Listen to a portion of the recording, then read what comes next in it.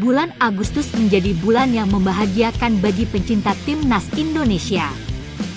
Pasalnya, pemain-pemain timnas Indonesia bertubi-tubi memberikan kabar baik bagi fans Garuda.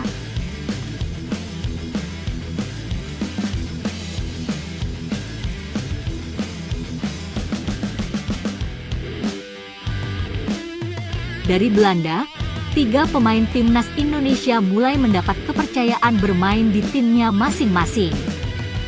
Kelvin Verdonk yang memperkuat NEC Nijmegen di Eredivisie bermain penuh 90 menit di laga menghadapi AS Alkmaar di Stadion Avas. Meski NEC kalah 1-0, namun penampilan Verdonk di Liga teratas Belanda itu sangat solid dan vital. Ivan Jenner yang bermain untuk Jong Utrecht juga bermain penuh dari menit pertama hingga peluit akhir dibunyikan. Meski harus menelan kekalahan 2-0 dari Jong PSV, penampilan penuh Jenner selama 90 menit merupakan bentuk kepercayaan dari pelatih Ivar van Dinteren. Rafael Struijk juga dimainkan sebagai starter ketika ADO bermain imbang 1-1 melawan FC Dordrecht di Stadion Enkhuizen. Struijk di laga itu mendapatkan menit bermain lebih banyak dibanding laga sebelumnya. Penyerang berusia 21 tahun sebelumnya hanya tampil 61 menit. Di laga kedua, Struijk mendapatkan 81 menit bermain. Kabar mengembirakan lainnya adalah tampilnya Nathan Choi Aon di laga kasta kedua Liga Inggris bersama Swansea City.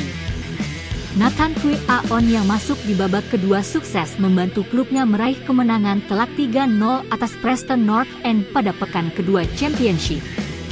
Bang Tejo juga mencatatkan rekor sebagai pemain timnas Indonesia pertama yang bermain di kasta kedua Liga Inggris. Kabar menggembirakan dari daratan Inggris dilanjutkan oleh Marcelino Ferdinand. Pemain berusia 19 tahun itu resmi melanjutkan karir di Liga 2 Inggris bersama Oxford United. Bek sayap yang lincah itu juga berpotensi untuk membuat rekor menjadi pemain kelahiran Indonesia yang bermain di level Championship. Selain itu, Marcelino juga berkesempatan untuk berhadapan-hadapan dengan Nathan Choi Aon di laga Oxford kontra Swansea.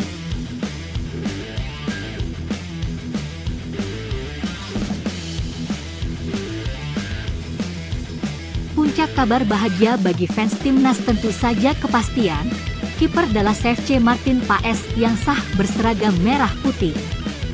Kepastian Martin Paes memperkuat skuad Garuda merupakan jawaban atas penantian berbulan-bulan pencinta sepak bola Indonesia.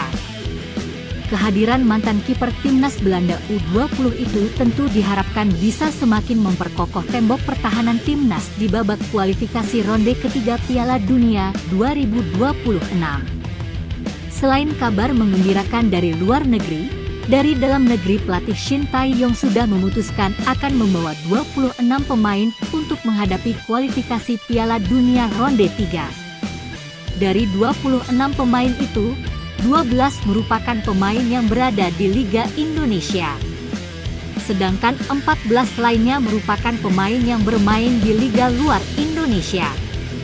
Kabar mengembirakan dari sepak bola Indonesia itu ternyata membuat fans sepak bola Vietnam merasa kepanasan.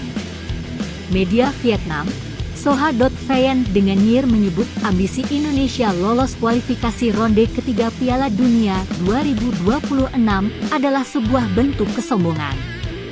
Terlebih, timnas Indonesia tidak menganggap sebelah mata Piala AFF. Soha kemudian membandingkan dengan pencapaian timnas Indonesia, Vietnam dan Thailand di Piala AFF dan kualifikasi Piala Dunia 2026. Ingat, dua tim terkuat di kawasan Asia Tenggara, Thailand dan Vietnam, saat melaju ke babak final kualifikasi Piala Dunia Asia juga gagal total.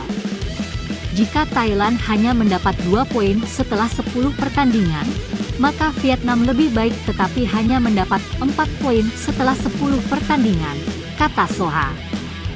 Kemungkinan besar Indonesia tidak akan mampu meraih poin dalam 4 laga melawan Arab Saudi, 2 laga, Australia, dan Jepang.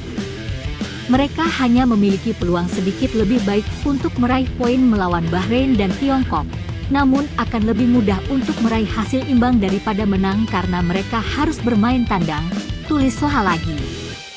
Meski yang dikatakan oleh media Vietnam tentang timnas Indonesia membuat panas pencinta sepak bola tanah air, hal itu tidak boleh terlalu dianggap hati. Pencinta timnas Indonesia harus tetap fokus memberi semangat terbaik untuk Marcelino dan kawan-kawan. Selain itu, semua pencinta sepak bola tanah air harus berdoa agar pasukan merah putih memberi hasil positif di laga kualifikasi Piala Dunia bulan September mendatang.